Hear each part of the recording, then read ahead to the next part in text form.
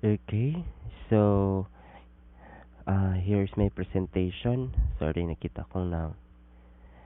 So, as you have remember, guys, last meeting after our orientation, so gihatagan ta mog activity in which you will introduce yourself, no? Your location, your likes, dislikes, adjective that describe to yourself, no, all about to yourselves, no, including your talents. It is because today, now for the first session, we will talk about self-awareness. How did you know yourself? That is why uh, I told you to make a video so that I will know your uh, mas mailhanta mo because uh, it will reflect your self-awareness, or shall we say getting to know each other. Okay, now what are the objectives of self-awareness? So here are the objective of self-awareness. First is to know yourselves, to know more about yourselves. Second, to know the importance of self-awareness, know how important self-awareness. Third, to know how to develop self-awareness. Fourth, to know how to improve self-awareness. Number 5, to identify the benefits of being self-aware. And lastly, to identify the signs of being lack of self-awareness. So what are those signs? Take note of this, ha. Basin naa sa inyo, ha. So pwede na to siya may hinahinayan og likay. Okay? Those are the objectives na ato ang kumbaga ato ang ma-learn, no, with this session. Now, first we will define what is self-awareness. So, according to our research, no, self-awareness, it is a conscious knowledge of one's own character, feelings, motive, and desire. Your conscious knowledge. How do you know yourselves? Did you know yourselves? Kumbaga sa Binisaya, self-awareness, kaila ka sa imuhang sarili. Sa Tagalog, kamalayan sa sarili. No? Your conscious knowledge of your own character. That is why gipabuhat ta mo atong video regarding sa inyong mga objectives, your likes, dislikes, so that mahibaw-an nako what kind of character do you possess, your feelings, no, how do you know your feelings, your conscious knowledge about your feeling, your motives in life, no, and desires, mga pangandoy nimo sa kinabuhi. In short, nakaila ka sa imuhang sarili. Self-awareness. Next, the importance of self-awareness. What are the importance? Is it important? No, is it really important? Well, let's talk about that. First is, it is important because when we have a better understanding of ourselves, we are able to experience ourselves as unique and separate individual. It is important because if you have self-awareness, you have a better understanding of yourselves. You will understand yourselves. You did not, kumbaga dili nimo i-judge dahil ni imong sarili. No, makasabot ka sa imong sarili. Makasabot ka nganong nag-failed ka. Makasabot ka nganong ing-ini ang nahitabo sa imong kinabuhi. You will know your purpose. And you will experience yourselves as unique and separate individual. Because the reality is that we are unique naman talaga. We have our own distinction towards other. But sometimes, no, sometimes we are prone to compare ourselves to others. Like, why nganong ing-ini lang ako ang naabot, nganong ing-ini lang mi, nganong sila dato, nganong sila makapalit sila sa ilang mga gusto. But if you have self-awareness, you will experience yourselves as unique. The reality is that we have our own personality. We have our own life. We are unique. You are unique. You are a separate individual. So be thankful. Be thankful of yourselves. Be thankful. Be grateful of what you have. Be grateful of everything you have right now. Because you are unique. You are separate individual. Do not compare yourselves to others. If you have self-awareness, you will understand that. You will understand that you are unique. You are separate individuals. Okay? Next. We are then empowered to make changes and to build on our areas of strength as well as identify areas where we would like to make improvements. That is one of the importance of self-awareness. Because being self-aware, you will know your weakness and strength.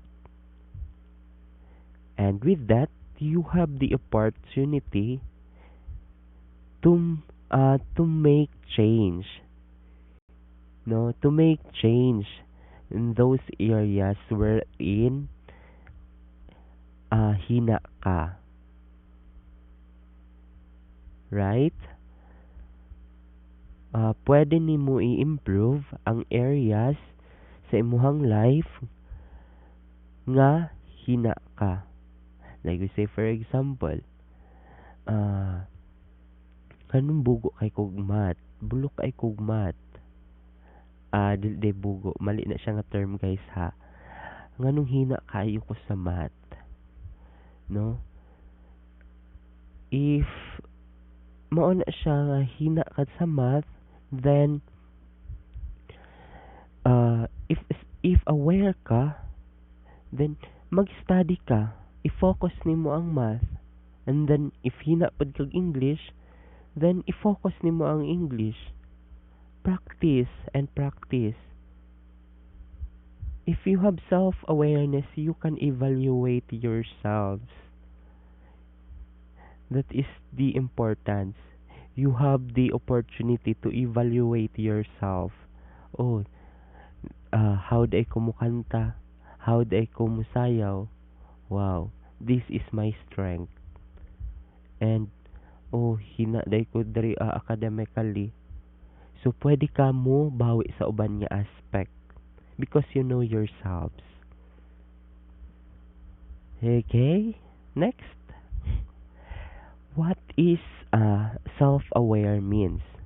No, what is self-aware means? Self-aware means having clear perception of your personality, including strength, weaknesses, thoughts, belief, motivation, and emotion.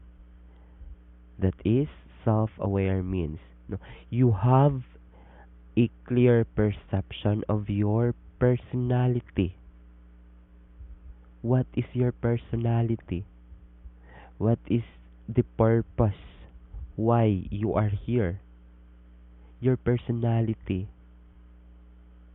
What kind of person you are? What kind of human being you are? What kind of student you are? You have that clear perception towards your personality, including your strength, weaknesses. As I have said a while ago, is it important? It is very important, or it is essential to have self awareness, because you have that clear perception of your strength. You can identify your strength. You can identify your weaknesses. Your thoughts. What are your thoughts in your life? Your belief. What are your belief? Your motivation. Right? Your motivation. Why? Para asa nga mi-eskwela ka? Your motivation in life. Is it your family? Your loved ones? You have a clear perception towards that if you have self-awareness. And emotions. Sometimes, mao ni siya ang lacking sa tua. No? Mao ni siya ang lacking, the emotions. Dali ra ka ita ma-distract emotionally. Like, bulagan na ta sa atong uyab. Maapektuhan na yung tanan. Dili na mo eskwela, dili na mo kaon, dili na nimo siya maistorya. Because, emotionally unstable siya. But if you have self-awareness, you have that clear perception towards your emotions, in which ang emotion dili dapat nato siya mao ato ang uh, always nga i-consider. Our emotions is came from our hearts. Sometimes uh, sometimes mas gina-follow nato ang atong hearts over our minds. Always remember, guys, kaya nga ang ating utak na sa ibabaw over our hearts, because we need to follow our minds, not our hearts, because our hearts is the most deceitful. No, it's according to the Bible. Most deceitful ang ato ang heart. Next, it also allows you to understand other people, how they perceive you, your attitude, and your responses to them in the moment. So being self-aware, it means y- uh, you have to allows you to understand other people. It is so nice, guys, no, that there is a, kumbaga, pag sinabtanay, no, kasabot ka sa imong silingan, kasabot ka sa imong isigkatao, because being self-aware, gikan siya sa imong sarili. If nakasabot ka sa imong sarili, sa imong feelings, sa imong thoughts, no, if nakasabot ka, you have the opportunity to understand other people, why they act like that, why they were become like that, like this. So you will understand them if you are self-aware. Next, how to develop self-awareness. First, look at yourself objectively. That is why sa inyong video, gipa-state na ko sa inyo ha, what are the objective that reflect to yourselves. Because I want to know. And that is one thing to develop your self-awareness. I am a humble person. That is my objective. I am clever. No? Sa pa to ako nakita dito I am shy type. What else? Something like that. Look at yourself objectively. No, but somehow ang nakita lang dito is that the objective that reflect to myself is more on positive. What about negative? Wala ba yung mga negative? No. Naaman dito na ay naghatag og negative pero gamay lang. Majority positive. In that sense, wala pa gyud. It shows that wala pa nimo nailhan ang imong sarili. Right? Wala pa kaila sa imong sarili. Because when you look at yourself objectively, more on makita nimo is that positive lang. Positive ko nga pagkatao. How about those negative? So it means wala pa jud nimo nailhan imong sarili. So to develop your self-awareness, so look at yourself objectively. Next is keep a journal. Journal is something like a diary. I don't know if naapay nagabuhat sa inyo haron ani na naapabay nagabuhat og journal, diary. Why? Sa may tabang ani niya para ma-develop ang self-awareness, because a journal, a diary could be a reflection to yourself. Like this year, magbuhat kag diary. After 2 years, when you look at your diary, ini day ko last 2 years. So you can evaluate yourself na grabe day akong improvement. No, like ini day ko sa una. And sometimes wala day ko nag-improve. Sa init ay gihapon ko. No, with that journal, with that diary, it will help you to develop your self-awareness because it can be a basis, no, to improve yourself. Next is write down your goals, plans, and priorities. Again, write down your goals. What are your goals in life? I want to be a teacher. I want to be a scientist. I want to be I want to become engineer. I want to become police. What else? I want to become a businessman, businesswoman. I want to be rich. I want to be financially free. What else? No, I want to be the owner of the world. Something like that. So write down your goals.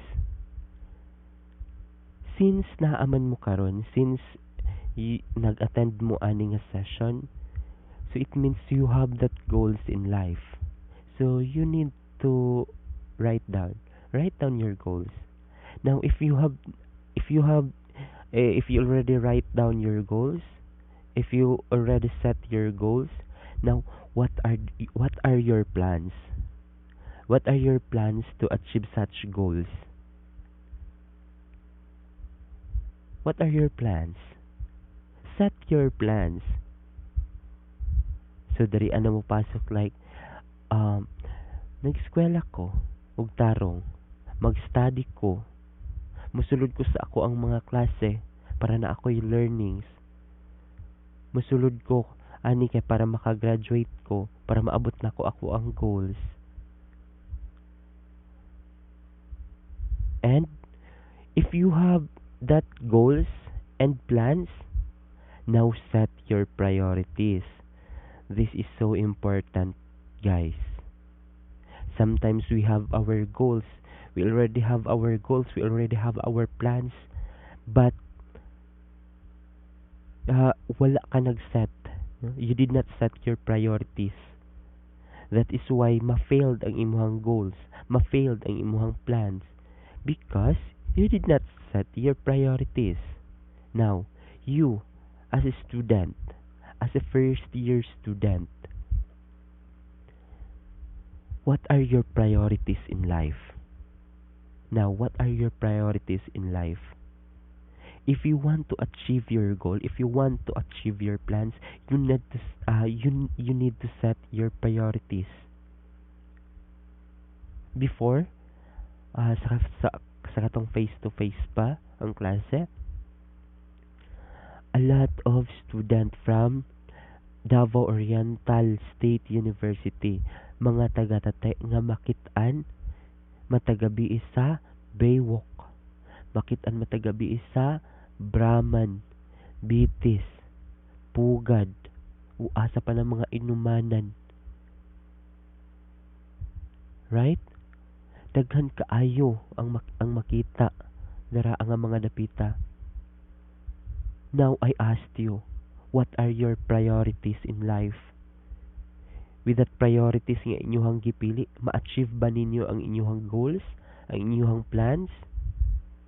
You as student, ikaw, you are the priority of your parents, of your guardians, or kinsa man nang nagpa-eskwela sa imuha. So please make them as your priority. Avoid sa na guys, no? Like especially sa mga nag-uyab-uyab karon. Yes, dili mali.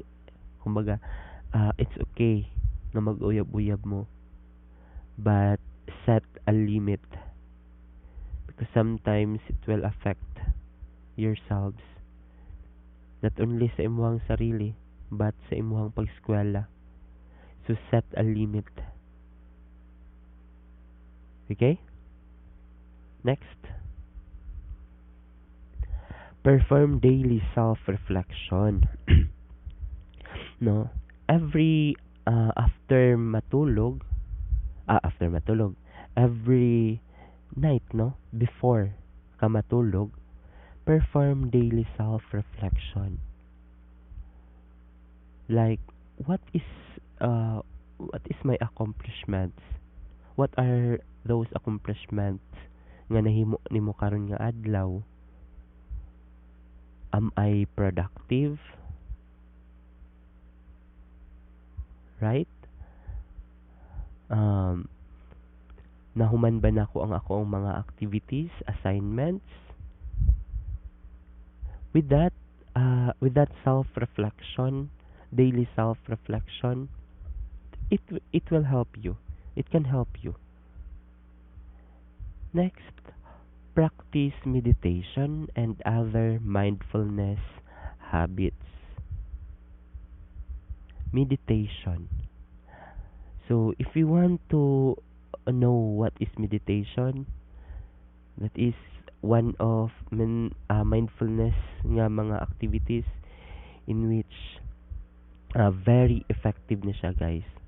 Tested and proven. Like before, uh, katong bag-o pa lang ko nagtrabaho sa Dorso. After graduation, no, uh, I work I work then at Dorso.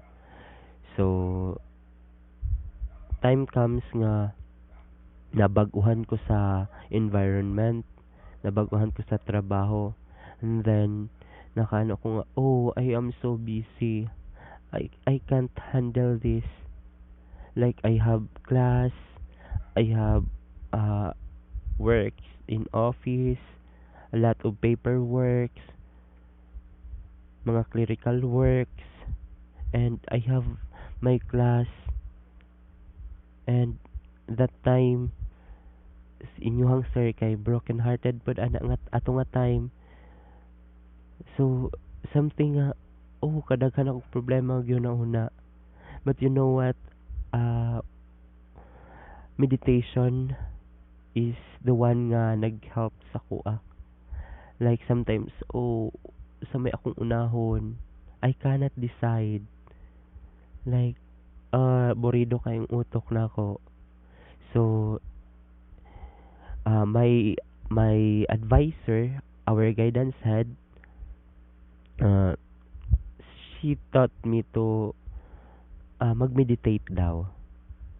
So, nag-search ko sa YouTube, what is meditation, how to meditate, no, like, meditation, it is something nga kanang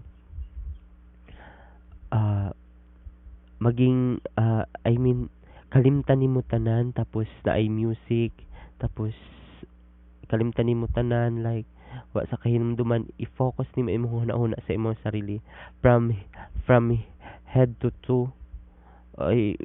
Balik-balik lang nimo ang feeling, mga 5 minutes to 10 minutes, no, enough na siya. Pag mata nimo makanaka, whew, gaan kay imong paminaw, guys, no, gaan kay siya nga lami kay siya sa feeling. So mo to siya, pag after ato I can decide na maka-decide akong tarong, mas migaan ang mong heart, imong gibati. So that is so effective meditation. Next, ask trusted friends to describe you. As I have said a while ago, no one nga nakaila na gyud sa ilahang sarili. Sometimes our neighbors, our friends, no, mas nakaila sila kaysa sa atoa. So ask your trusted friends to describe you. And then if unsa may feedback niya sa imuha, nga friend ini jud ka, so accept it. Accept. If negative, then you should change, because sometimes ang maka-observe man gud sa imuha ang imuhang kauban. Sometimes dili nimo ma-observe imong sarili nga, oh, I am over. And ang maka-observe ana ang imuhang friend, ang imuhang kauban. So ask your trusted friends to describe you. With that, ma-change nimo ang imuhang personality. And ask for feedback at work. Is so important, because if na feedback, you can see that, oh, nag-improve ko, I am effective, I am efficient. And then if nag-fail man, oh, I need to improve my work, I need to improve in this field, right? Next, how to improve self-awareness. Okay? Number 1, do not make decision when you are in bad mood or good mood. No? So this is a common mistakes from us. Like we make a decision especially if nasakitan ta pag maayo or lipay kayo ta. So it is so easy to us to make a decision when we are at that feeling, in which please avoid, because if naamuan ang feeling guys, then maghimo din mo decision, prone kayo mo sa wrong decision, prone kayo mo sa wrong moves, because your emotion will drives you, your emotion will control you. Do not let yourself nga i-control ka sa imuhang emotion. As I have said a while ago, ang atong heart is the most deceitful one. Follow your minds. Your minds follow. Do not make decision na agad-agaran. Malabo na kung naa ka sa bad mood and good mood. Naka-experience mo ana, 'di ba? Siguro most of you here naanay mga love life, no? So naka-try na mo maging broken hearted. Like katong nasakitan mo, tong nag-away mo sa imong uyab, dali kay ka makahimog decision nga, oh magbulag na ta, I hate you. Magbulag na ta. But pag okay na makaana ka, oh kasakit. Pero wa na. Nag-let go na ka, nihatag na ka sa imong decision. Naadjud ba sa huli ang pagsisisi. Right? So, do not make decision when you are in when you are in bad mood.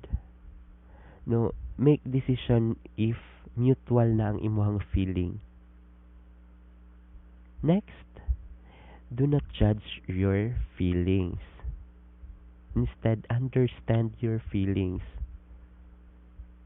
If you will judge your feelings, now, samot na ang ubang tao. So please do not judge your feelings.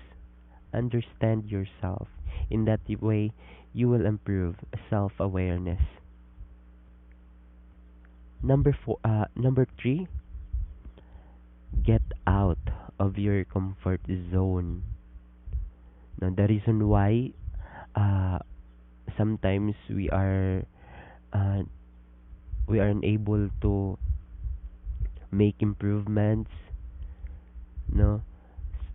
Sometimes na stuck ta, dili ta mag-grow because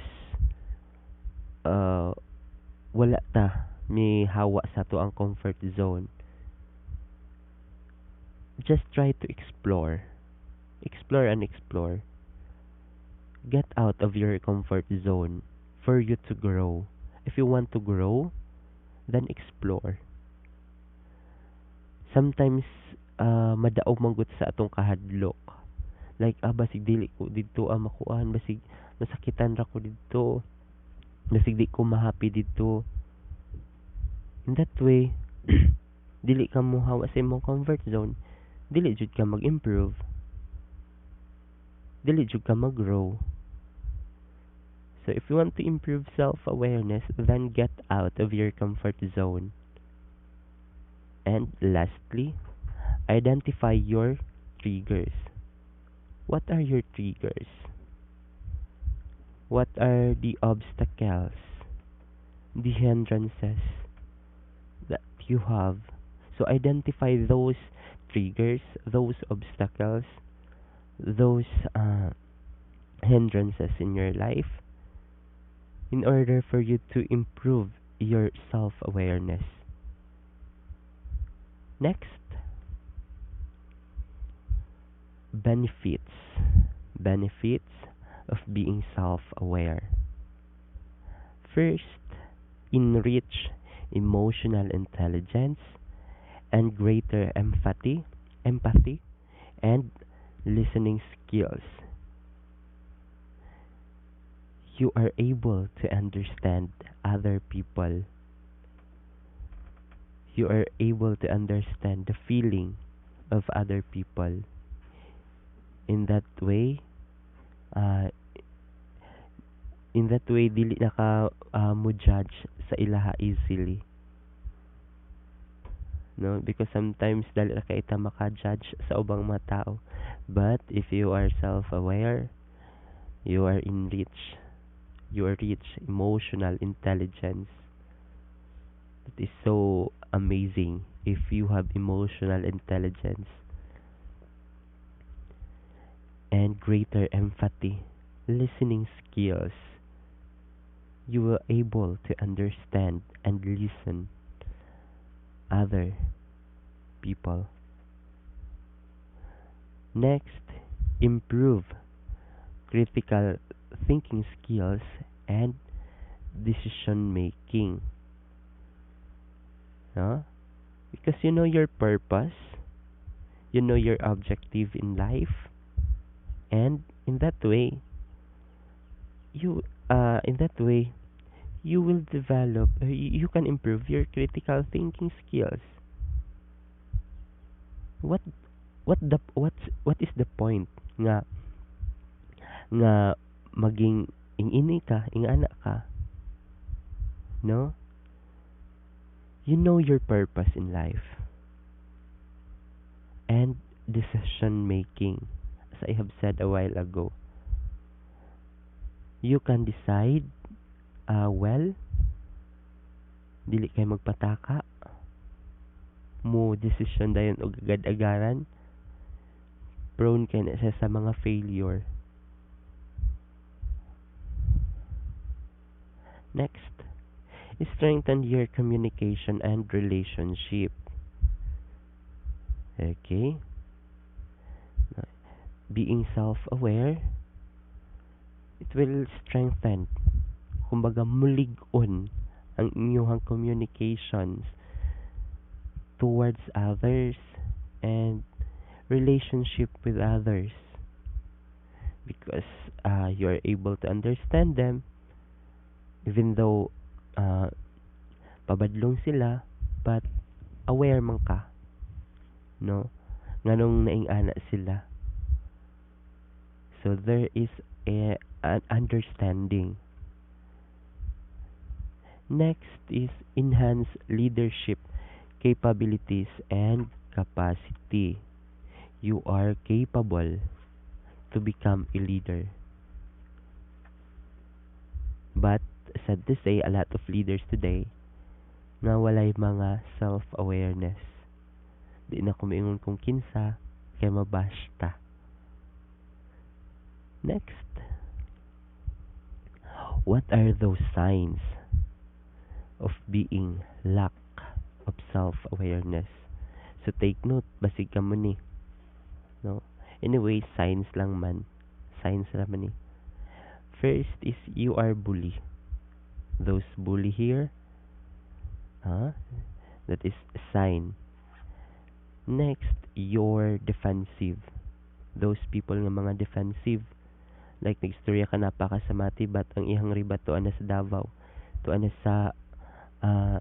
sa Manila, mga defensive kaayo. You are controlling. Those person nga hilig mo control. Have you experienced that? Nang ginakontrol ka, kanang makasala na lang ka. Those best example ani is that mga uyab ninyo, no? Mga uyab ninyo nga kusog kay mo control sa inyo ha. Wala pa gani tawag ani pinirmahan. Gina-control na ka. Next is those person nga mga passive aggressive. Mga agresibo, mga passive. Next, your behavior changes. Those mga tao nga murag bipolar, like happy karon, pagkataod-taod kay kalitrag kasuko, no?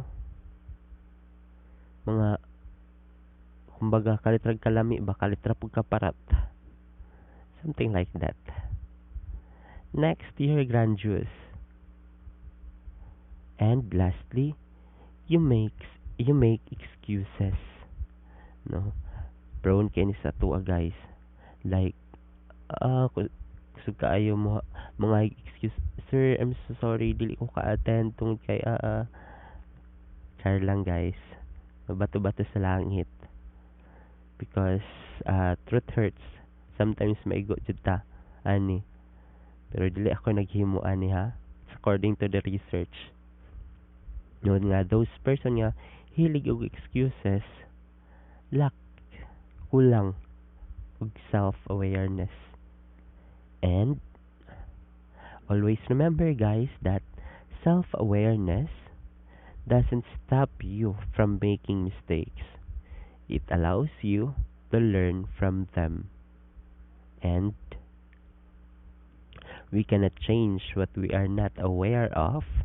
And once we are aware, we cannot help but change. And I thank you. Thank you, thank you. So, question?